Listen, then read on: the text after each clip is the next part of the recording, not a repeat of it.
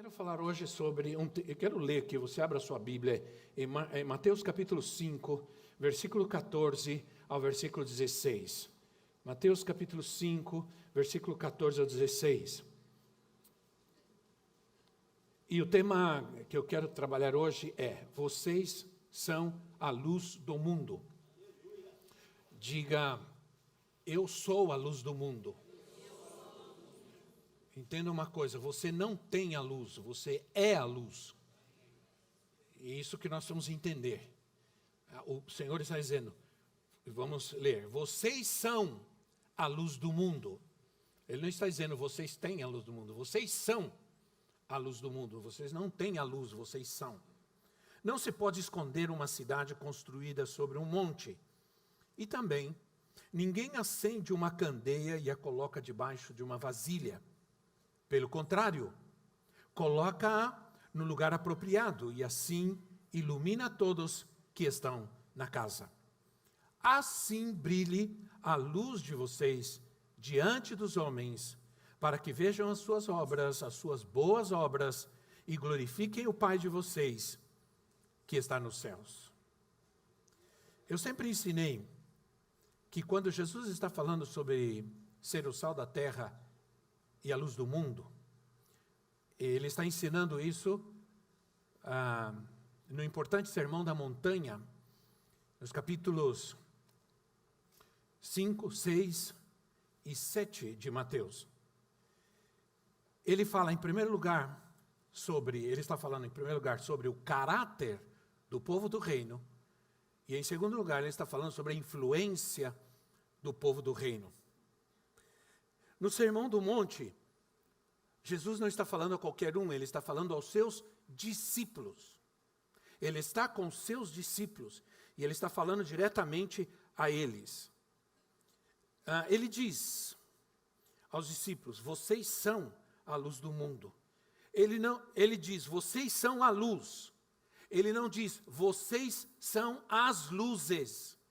Presta atenção que é importante. Por quê? Porque ele está falando do reino. Ele está, ao mesmo tempo, ele está falando de uma unidade.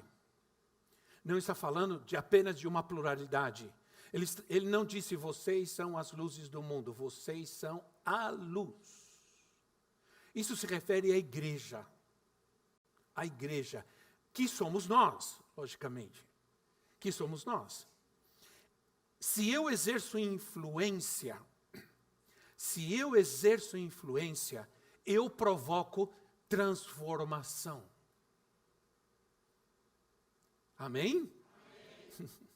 Se eu exerço influência, vou repetir, eu provoco transformação.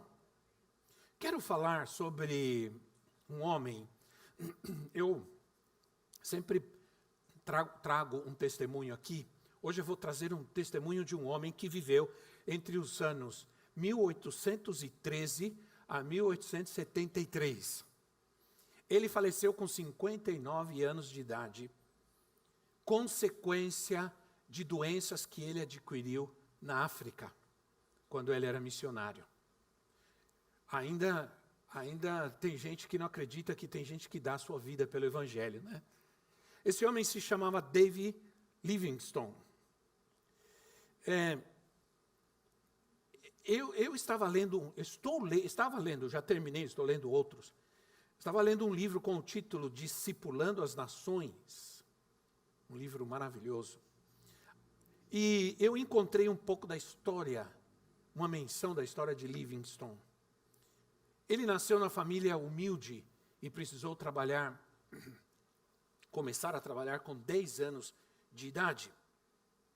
Mas ele chegou a ser conhecido, porque ao ouvir mensagens e exemplos de homens que foram a outros países, África, as nações, África, China, países difíceis, Índia, ele se apaixonou por esse chamado, por esse trabalho, e ele estudou, se esforçou tanto, se dedicou, conseguiu se formar em medicina com muita dificuldade, e ele foi conhecido como explorador e missionário. Livingstone instalou em lugares difíceis, pioneiros, inóspitos. Ele instalou postos médicos, promoveu explorações científicas, mapeamento de regiões, trabalhou com a fauna, com a flora e descobriu rios. Ele plantou igrejas e centro de pregação da palavra em muitos lugares. E começaram a vir da Europa jovens, homens, que chegavam até esses centros de pregações para expandir o evangelho. Em Botsuana, que é um país africano, em um leito seco de um rio, Livingstone cavou um buraco, um poço profundo, e começou a jorrar a água. E isso trouxe, naquele momento, naquele lugar, uma tremenda transformação. Não somente social, mas ele acabou destruindo a influência que um feiticeiro tinha em todo aquele lugar, por causa da necessidade de água que havia. Esse homem explorava aquelas pessoas. E são histórias tão interessantes. Eu fiquei impressionado porque Livingstone foi ele quem descobriu o lago Nyassa, do Malawi, que é um lago fantástico. Foi ele quem descobriu este lago. Ele trabalhou e fez explorações para descobrir onde era a nascente do Nilo, porque ele queria destruir o mito de que o Nilo era um rio onde habitavam os deuses e que os faraós, eles não nasceram, eles saíram do Nilo, porque o Nilo era um rio sagrado. E ele fez explorações para descobrir a nascente do Nilo, para acabar com esses mitos. Bom, como alguém pode provocar uma transformação tão grande? Como alguém pode ser tão poderoso assim, tão transformador desta maneira? Alguém que inicialmente respondeu a quem enviarei? A quem enviarei? Você precisa saber que ao responder a esse chamado, ao responder esse pedido de Deus, você precisa saber que ao fazer isso, você vai provocar transformações. Amém? Transformações. A quem Jesus estava dizendo, vocês são a luz do mundo? A homens simples, não eram ricos, não tinham faculdade, eram limitados em muitas coisas. Mas o Senhor lhes estava chamando para serem luz do mundo. Nosso chamado, muitas pessoas pensam que o seu chamado está limitado a 4 paredes. Eles pensam que o seu chamado está para trabalhar na igreja, e assim eu respondo o chamado de Deus. Mas quando você estuda o chamado de Deus, ele sempre é para fora. Ele sempre é a quem enviarei. Não é enviar alguém da primeira cadeira à última cadeira de um templo. É para fora. Sempre é para fora. A igreja dos últimos tempos, ela é uma igreja que sai, ela é uma igreja que vai, é uma igreja que explora, é uma igreja pioneira, é uma igreja que avança. Quantos dizem amém a isso? Amém. Aleluia. Esse chamado agora, ele é um imperativo. Antes, o chamado era, a quem enviarei? Era um apelo, era um desejo de Deus. Mas aí vem Jesus e disse, ide por todo o mundo. Não é mais um apelo, não é mais um desejo, é agora um imperativo, é uma ordem, é uma missão, é um propósito de Deus. Se ficamos calados dentro da nossa casa, isolados, se não nos movemos e não sentimos que fazemos parte agora de uma igreja, de um povo que é chamado para ser luz do mundo. No mundo, nós não estamos cumprindo o propósito de Deus para nós, para a nossa vida. Onde nós estamos. Onde nós estamos. Não importa o que o mundo diz de mim. Não importa o que o mundo pensa de mim. Eu sou a luz, disse Jesus. Você é a luz, vou dizer melhor, você, para ser um pouco mais direto. Você deve ser a luz, onde você deve ser luz onde você trabalha. Essa é a identidade de Cristo. Essa é a identidade que Cristo está dando a homens que são simples, que eram pescadores. Homens que não tinham letras, como diz a palavra. Isso é, eles eram analfabetos, alguns deles. E, no entanto, Jesus está dando a eles uma identidade. Somos um povo que tem uma identidade. Amém, irmãos? Não importa quanto dinheiro você tem, o quanto você tem estudado, apenas creia e responda ao propósito de Deus para a sua vida. É isso que o Senhor está dizendo. Eu ainda penso e ainda quero fazer algo importante e relevante. Eu não quero ir à África apenas para praticar um assistencialismo. Não. Eu não quero ir à África para levar um dinheiro e dar um dinheiro para um projetinho aqui, outro projetinho ali, não. Eu quero fazer algo importante. Algo que, no futuro, seja relevante para aquelas pessoas e traga alguma transformação naquele lugar. E você pode fazer parte disso. Todas as ofertas que eu tenho recebido para a África, elas estão guardadas devidamente, muito bem cuidadas. Obrigado, irmãos. Continuem, que Deus toque no seu coração, porque eu estou juntando este dinheiro para cumprir um projeto que Deus tem colocado no meu coração, que parou com a pandemia, que é fazer o quê? Que não é apenas fazer assistencialismo, porque a gente vai lá amanhã, dá o pão, dá o alimento, compra alguma coisa, supre alguma necessidade, mas a gente vem embora e a necessidade continua. Nós cremos que a transformação, ela não vem apenas trazendo dinheiro ou fazendo ou construindo alguma coisa. No passado, missões estrangeiras construíram grandes projetos em Moçambique, no Malawi, grandes projetos, escolas, orfanatos e outras coisas. Mas eu vi esses projetos totalmente deteriorados. Por quê? Porque essas pessoas não puderam permanecer lá para cuidar daquilo e entregaram nas mãos de pessoas que não souberam trabalhar, que não tinham carinho, não tinham chamado, não tinham disposição, não tinham condições, porque não estavam preparados. Então, o que Deus colocou no meu coração é estabelecer um projeto e pegar gente como Jesus, pegou pescadores, olhou para eles, homens simples, e disse, vocês agora vão ser pescadores de homens. Vocês vão fazer algo importante que vai transcender os tempos, os anos, os séculos. O que vocês vão fazer aqui hoje, o que eu vou fazer através da vida de vocês, vai transformar o mundo. Aleluia. E o que Deus colocou no meu coração é poder levantar esse projeto e começar a preparar, a discipular homens, jovens.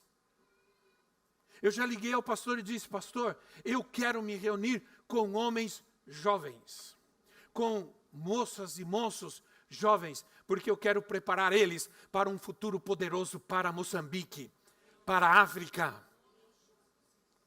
Claro que isso exige recursos. Construir, já temos o terreno, já temos o projeto pronto. Alguém nos pagou o projeto, $3.000, um projeto pronto, mas a pandemia parou tudo, eu não pude continuar, mas agora nós vamos voltar. Em nome de Jesus. E a pessoa que prometeu para mim, eu estava até preocupado, o empresário que prometeu o projeto, ele me disse, a última vez que eu estive no Paraguai, ele disse, olha, aquilo que eu prometi ainda está de pé. Quando você começar o projeto, eu trago todos os recursos. logicamente é muita coisa, mas é uma grande coisa. Mas só, irmãos, que há grandes conflitos hoje. Ao norte de Moçambique, há conflitos armados, conflitos religiosos. Os radicais religiosos estão atacando as igrejas, matando pastores. E agora também o pastor João Muxogo me mandou um vídeo na África do Sul. Ele disse, apóstolo, olha a África do Sul, porque Moçambique, em Maputo, a capital, é bem pegado, 1h30 você está na África do Sul. É bem pegado a África do Sul, são 8 horas de veículos até a capital da África do Sul, que é Joanesburgo. Está acontecendo também ataques radicais às igrejas. Entraram numa igreja, parece ser uma igreja evangélica, com bancos ainda, uma igreja bem antiga. Homens armados entraram e atiraram e mataram várias pessoas dentro da igreja na hora de um culto. Então nós precisamos fazer alguma coisa. Nós precisamos fazer alguma coisa. Livingston foi mordido por leão. Livingston ficou doente várias vezes. Livingston foi atacado por lugares difíceis, agredido e tudo. Morreu com 59 anos de idade, mas ele foi uma luz que brilhou poderosamente nesse mundo. Eu já passei dos 59, graças a Deus. Né? Então, creio que pelo menos eu possa começar uma transformação, para que no futuro muita gente fique melhor, viva melhor nesses... Porque nós sabemos... Aí você me fala, mas por que, apóstolo, você não vai para lá e constrói um hospital, para quê? Se eu não posso estar lá, eu posso preparar gente, porque o que transforma uma sociedade, o que transforma uma necessidade, o que traz a bênção, o que traz a prosperidade, é o Evangelho de Cristo. É o Evangelho de Cristo, não é uma ONG, não é uma organização tal, não é a política, é o Evangelho de Cristo, é o reino de Deus. Mas aí o Senhor, no texto que nós lemos, ele diz assim, vocês são a luz do mundo e não se pode esconder uma cidade construída sobre um monte. Vamos falar um pouco sobre isso. A ilustração que o Senhor usou foi de uma cidade sobre um monte. Não é uma questão de ser uma luz individualmente. Quando Jesus fala isso, provavelmente Jesus estava olhando para uma cidade que ficava em uma colina. E essa cidade, à noite, ela era iluminada, embora a iluminação não fosse tão forte, era a iluminação mais que tudo das casas, mas se podia ver a cidade de qualquer lugar, porque na escuridão se podia ver aquela luz que brilhava sobre o monte. Só podemos ser luz verdadeiramente quando estamos unidos e vinculados com a igreja. Essa ideia de que posso ser um explorador voluntário, sem estar ligado a ninguém, a nada, isso não é bíblico. A igreja é o nosso quartel general. A igreja é o corpo, é o lugar de onde nós saímos e voltamos. Não existe itinerância. Nunca serei luz do mundo como itinerante. Não existe chamado, não existe ministério itinerante. Por isso Jesus não diz, vocês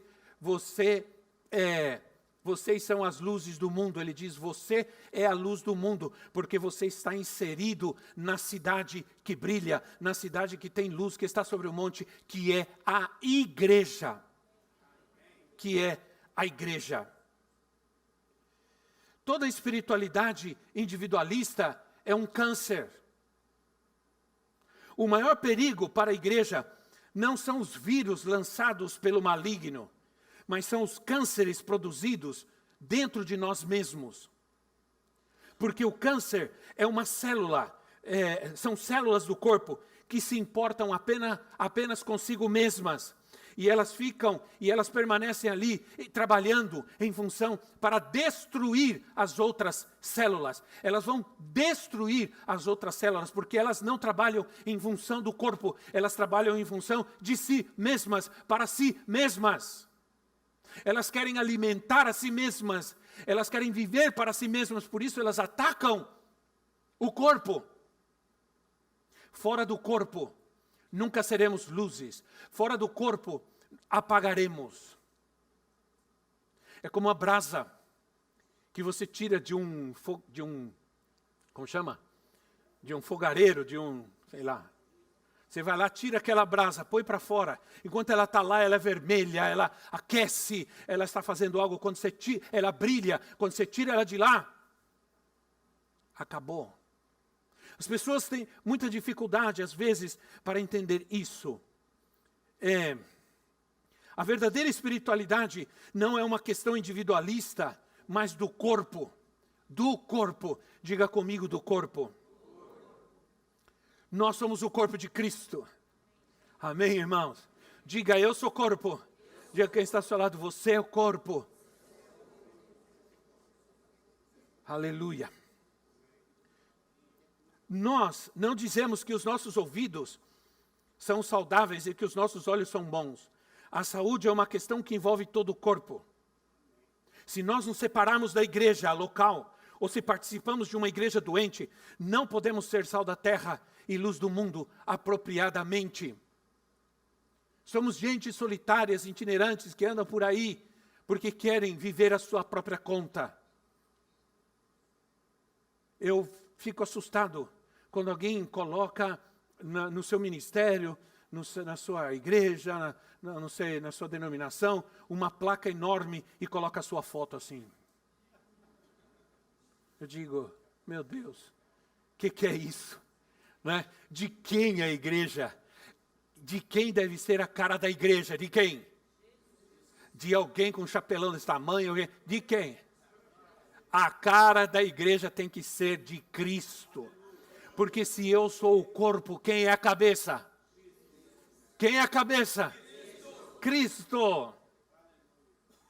Quando eu cheguei em Guatemala, isso é interessante. E quando nós chegamos em Guatemala em 1988, Cristo Centro ficava num shopping. Por isso a igreja chamou Cristo Centro. Ficava num centro comercial. No centro da cidade de Guatemala. No centro da cidade, num centro comercial. E aí, isso foi também, porque a ideia, a visão que teve o apóstolo Norma foi um centro evangelístico, onde Cristo seja o centro, no centro da cidade, num centro comercial, Cristo centro. Então, hoje eu fiz diferente, porque alguém me pergunta, por que Cristo centro? Eu digo, porque Cristo é o centro da história. A história está dividida em antes de Cristo, depois de Cristo, porque Cristo é o centro da Bíblia. O Antigo Testamento é antes de Cristo e o Novo Testamento é Cristo. E porque Cristo é o centro da vida. Amém? Aí você já sabe como explicar para alguém por que Cristo é o centro.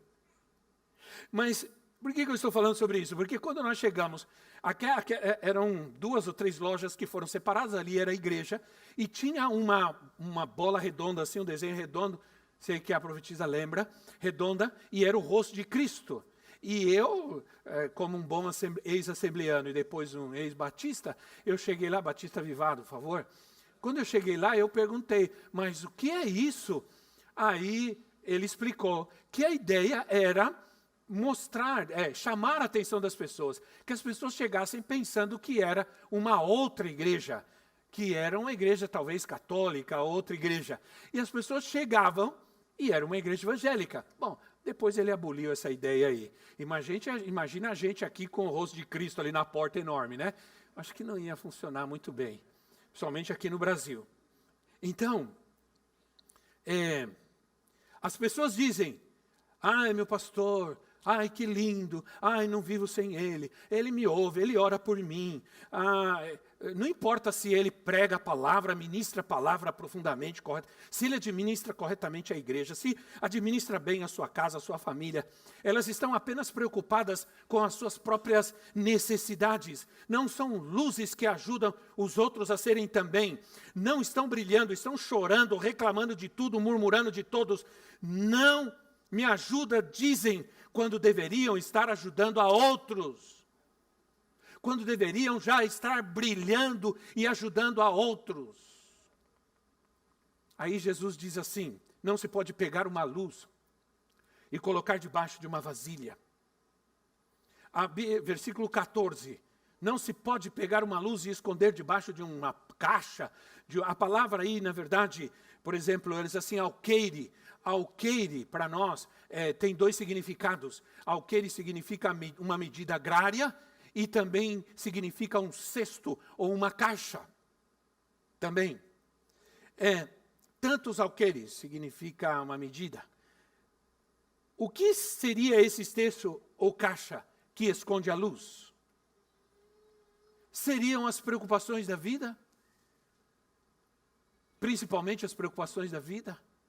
Que cobrem essa luz, que abafam essa luz, e não permitem que ela cresça, que ela avance, que ela brilhe, que ela traga calor, que ela traga verdade, que ela se disperse e elimine as trevas. Não seria, talvez, o medo, a ocupação da vida, a preocupação com as necessidades. Estou tão ocupado, estou trabalhando e tão ocupado em suprir para mim mesmo que não consigo que enxergar que posso fazer algo para ser luz. No lugar onde eu estou, no trabalho que eu realizo, onde o Senhor me leva, onde eu entro. Em primeiro lugar, eu estou ali não para ganhar dinheiro, eu estou ali para ser luz. Como engenheiro, como médico, como advogado, como empresário, como Uber, como pintor, como pedreiro, como vendedor, não sei. Quando Jesus chama seus discípulos, em Mateus 4,19, versículos antes, Mateus 4,19, ele diz assim, mas quando chegam as preocupações dessa vida, o engano das riquezas e os anseios por outras coisas, sufocam a palavra, tornando-a infrutífera. Se a palavra de Deus se torna infrutífera na minha vida, a minha vida será infrutífera. O meu testemunho será infrutífero. O que impede nosso testemunho é que a nossa luz brilhe diante dos homens. As preocupações da vida, o engano das riquezas, a ansiedade pelas coisas, a ansiedade por obter coisas, a ansiedade por ter dinheiro, tudo isso sufoca, cobre, esconde a luz que deve brilhar em mim. Eu não sou um iluminado, eu tenho luz, e essa luz que está em mim é Cristo. A luz veio ao mundo, disse João. A luz que ilumina, a verdadeira luz que ilumina todo homem. Se eu fosse apenas um iluminado, quando eu saísse daqui, ou estivesse em qualquer outro lugar, eu estaria ofuscado pelas situações da vida. Mas eu tenho luz, eu sou luz. Ela está comigo, ela brilha através de mim. Quando Moisés desceu do monte, como disse, alguém disse aqui ministrando louvor, quando Moisés desceu do monte, minha filha, ele brilhava, ele era luz. Aquilo impactou o povo, porque o povo viu a luz. Então, o que o Senhor diz, algo que o Senhor diz aqui que é importante, a luz não se esconde. Ele disse, não se pode esconder. Não se esconde. Não se pode esconder. Se não estão vendo Cristo em mim, eu não estou sendo luz, eu não estou dando testemunho. Tenho Jesus, mas não estou sendo luz. Não tenha vergonha do Evangelho, não tenha vergonha de Jesus e não tenha uma vida oculta. Vou repetir, não tenha uma vida oculta. Vou repetir pela 1000ª, 30ª, 100ª, 80ª vez um testemunho. Porque foi um testemunho que impactou minha vida. Quando eu ainda trabalhava, nem era casado. Eu ainda trabalhava na área que eu trabalhava na área de contabilidade, eu me formei técnico em contabilidade, eu trabalhava em escritório de contabilidade, detestava contabilidade. Bom, eu admiro quem ama contabilidade, eu não aguentei. Um dia eu peguei todos os livros, minha máquina de calcular, todos os meus balanços e livros, cheguei no escritório e falei, toma aqui. E Deus não me chamou para isso. Isso está me deixando louco. Mas era propósito de Deus. Quando você gosta, vai, Deus te abençoe, eu te admiro, você é uma pessoa de valor, de paciência. E eu fui trabalhar no escritório de contabilidade ali sei lá, naquela Rua das Roupas lá no Bom Retiro, Zé Paulino. Tinha um prédio, uma galeria e tinha um escritório grande e ali tinha um restaurante. Eu ia comer todo dia ali naquele restaurante. Todo dia eu descia e aquele restaurante, a maioria das pessoas que estavam ali, eles comiam ali. E eram dois jovens, que eram donos, dois irmãos, perdão, que eram donos daquele restaurante. Eles eram bem jovens na época. E todo dia eu ia, todo dia eu estava lá, peguei amizade, conversava, sabe como eu sou, né? Conversava com todo mundo. E um dia eu sentei, não tinha lugar nas mesas, sentei num banco no balcão, né? Sentei num banquinho no balcão para comer. E um deles veio com uma revista aquelas Playboy, né? E trouxe a revista e ele viu, olha, eu quero que você veja isso daqui, que você veja isso daqui. E eu, com muita educação, disse, não, obrigado. Não, obrigado. Não disse nada mais, só disse assim, não, obrigado. E ele ficou meio constrangido, fechou a revista, deixou lá. Aí, no outro dia, peguei minha comida, fui almoçar, peguei minha comida, sentei à mesa para comer. Ele veio, se sentou e disse assim, eu queria falar com você. E ele disse assim, e algo que ele disse, para mim aquilo foi transformador na minha vida, por muitos e muitos anos até hoje. Ele disse assim, eu tenho te observado. Eu quero que você entenda uma coisa, estão te observando. Estão vendo? Estão vendo. Estão analisando. Eu tenho te observado. E quero te fazer uma pergunta. Você é crente, não é? Eu falei, eu sou. Ah, eu sabia. Ele já sabia. Entende? Ele já sabia por quê? Como ele sabia? Você tem que fazer essa pergunta, sim ou não? Como ele sabia? Se eu só ia lá e conversava, e comia, e batia papo e ia embora. Como ele sabia? Aí ele me disse, naquele dia que você negou ver a revista, porque eu fiz um teste. Fui te mostrar a revista para ver o que você falava. E eu fiz um teste. Aquele dia eu tive a certeza da minha desconfiança. Que você era um crente. Agora, eu preciso que você me ajude então. Estou com problema no meu casamento, estou com problema assim, eu já fui à igreja, frequentei a igreja na minha juventude, faz muitos anos que eu não vou mais. Eu quero que Deus restaure a minha vida e nós começamos a falar de Jesus. Começamos a falar da palavra, eu orei por ele e depois ele me disse, estou voltando, estou indo para a igreja outra vez. Alguma transformação ocorreu, porque uma luz brilhou. Entende? Não se pode esconder. Não tenha vergonha do Evangelho. Não tenha vergonha de Jesus. E não tenha uma vida oculta, repito. Lucas 11:33.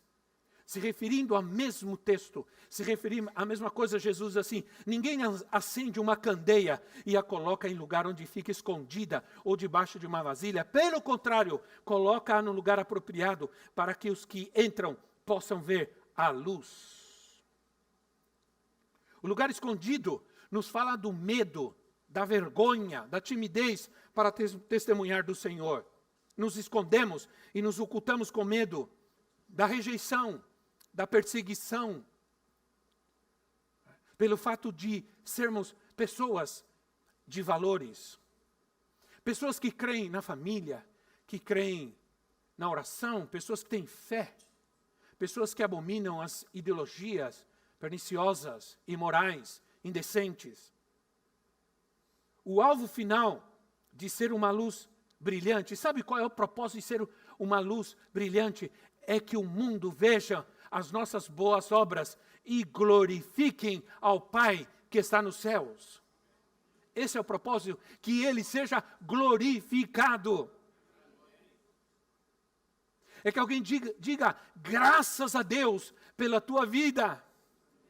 Graças a Deus eu te encontrei. Graças a Deus você me falou. Graças a Deus você testemunhou. Graças a Deus você me disse. Você me mostrou o caminho. E isso transformou a minha vida. Quantos estão aqui, pode dizer glória a Deus por alguém que te falou de Jesus, que te levou à igreja, isso transformou sua vida. Aleluia. Entende? Então, as boas obras são o comportamento do povo, do reino, por meio dos quais os homens podem ver a Deus. Através do nosso comportamento, a nossa luz são as nossas obras, a nossa vida, aquilo que vivemos, falamos, nosso comportamento. E esta luz é uma expressão de Deus nesta terra. As pessoas podem dizer o que quiserem de mim. As pessoas podem dizer o que quiserem de nós. Mas o importante é aquilo que eu vivo. O importante é aquilo que Deus vê em mim. As pessoas não conhecem toda a história da nossa vida. As pessoas às vezes não conhecem os dois lados de uma história. E elas julgam por apenas conhecer um lado. Mas a gente não se preocupa com isso. Porque Deus nos conhece. Eu não sou um frequentador do Facebook. Graças a Deus. Não sou frequentador assíduo, aliás, de nenhuma rede. Eu não tenho, ou melhor, perdão. Eu tenho porque... eu acho importante para a gente pregar a palavra, falar de Jesus. Eu uso para isso apenas. Se você olhar lá, minhas redes, fica à vontade, é aquilo que tem lá. Não tenho, é minha família, às vezes, alguma coisa, eu coloco, principalmente minhas netinhas, correndo para lá e para cá, né? Mas eu não vejo. Por isso, eu vou direto. Quando alguém faz aniversário, eu sei, eu não, se você não recebe no Facebook, não fique triste comigo, porque eu não entro lá às vezes, muito tempo, sem ficar vendo, não perco tempo. Mas, às vezes, uma vez ou outra que eu entro, para ver alguma coisa, eu me surpreendo com alguns perfis de alguns cristãos. Gente, eu me surpreendo, eu me assusto.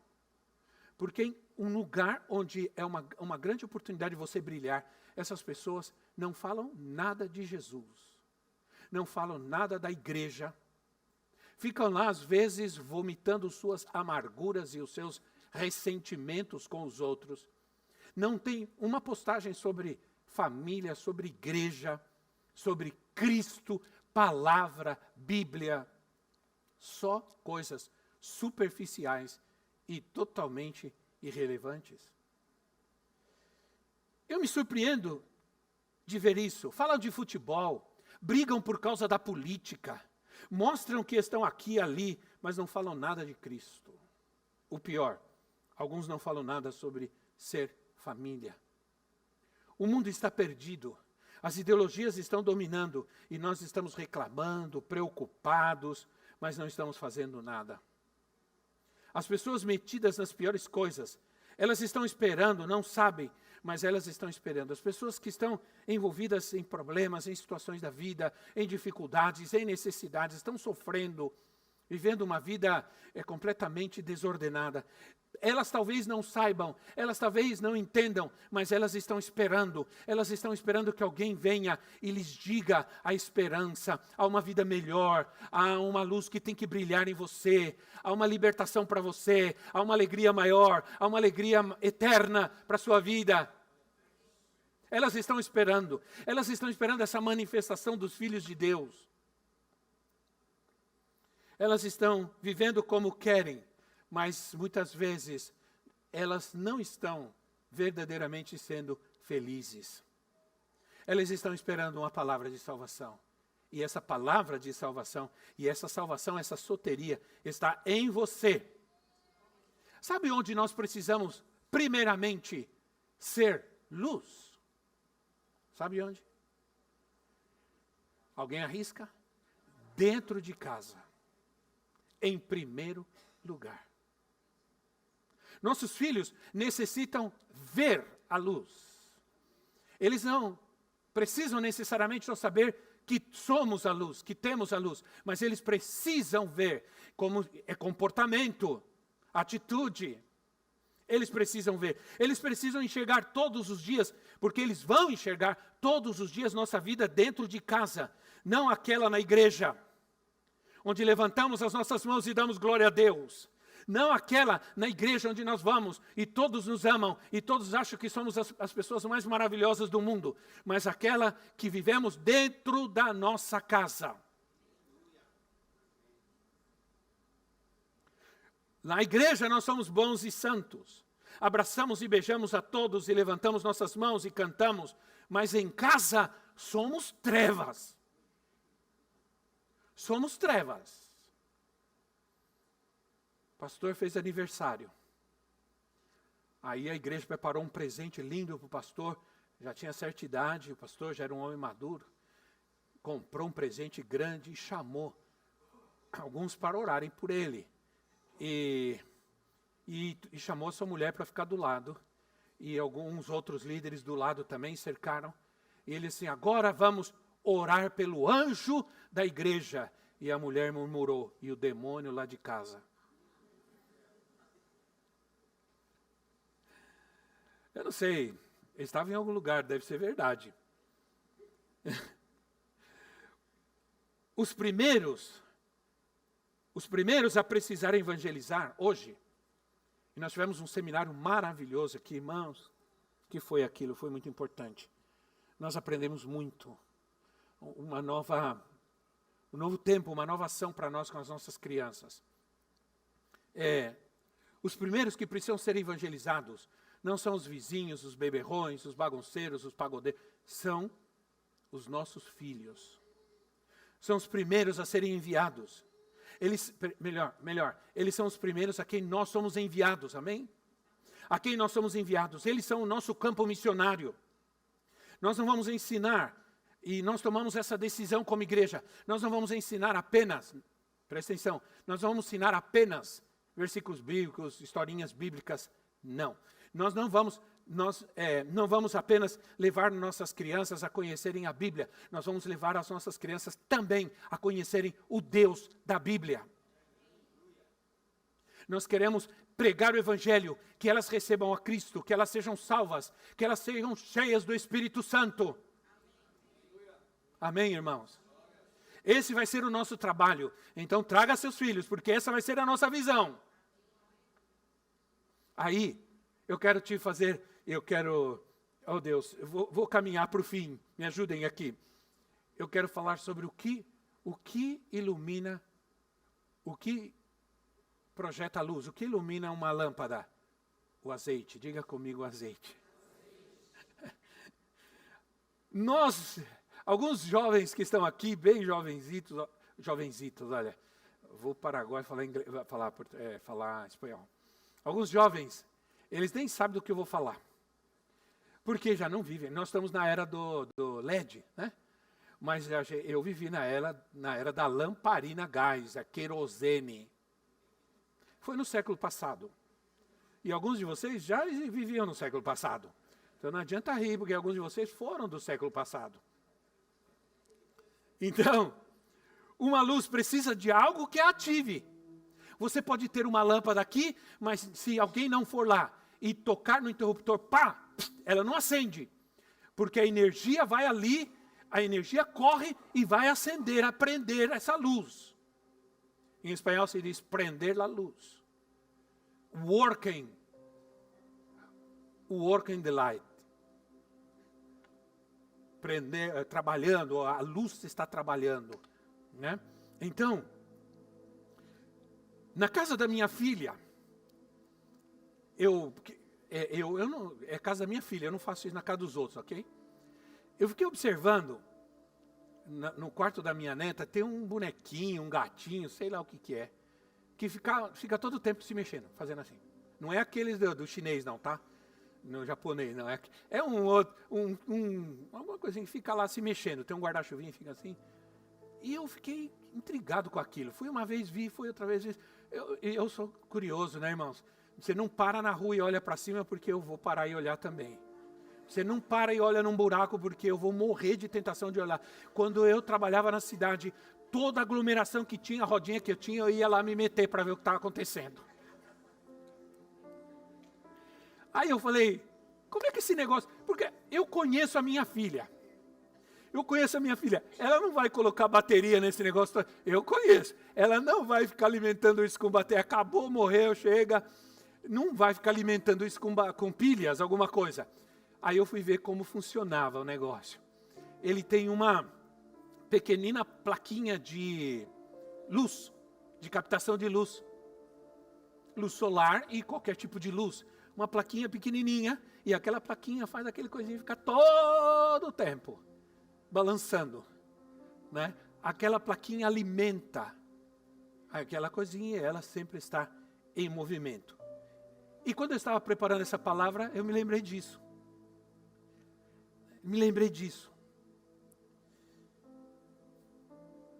A lamparina da minha infância. Durante alguns anos nós crescemos numa casa onde não tinha luz.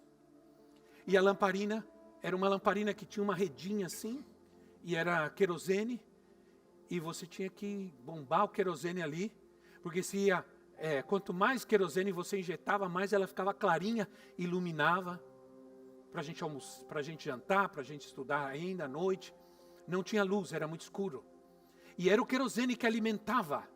Quanto mais combustível, mais luz. Está entendendo o que eu estou dizendo? Captaram? Né? Captaram, irmão? Quanto mais azeite, mais luz. Entende? Quanto mais azeite, mais luz. O que representa o azeite? O Espírito Santo. O Espírito Santo. Com o que nós estamos abastecendo a nossa vida? Se passamos um terço, já é perigoso. Metade do nosso dia metido na internet, vendo qualquer coisa. Cuidado com o que estamos abastecendo a nossa vida. Um dos significados de lâmpada na Bíblia é que lâmpada representa o nosso espírito. Leia comigo Provérbios capítulo 20, versículo 27. Provérbios 20, 27, eu estou terminando. Lâmpada, diz assim, o espírito do homem, Provérbios 20, 27. O espírito do homem é lâmpada, diga comigo, é lâmpada. O espírito do homem é lâmpada do Senhor e vasculha toda parte do seu ser. Lâmpada produz luz, e essa luz é o testemunho cristão. Se há azeite, há luz, a verdadeira luz que ilumina todo mundo, todo homem, Cristo. Se não há azeite, não há luz. Com que estou abastecendo?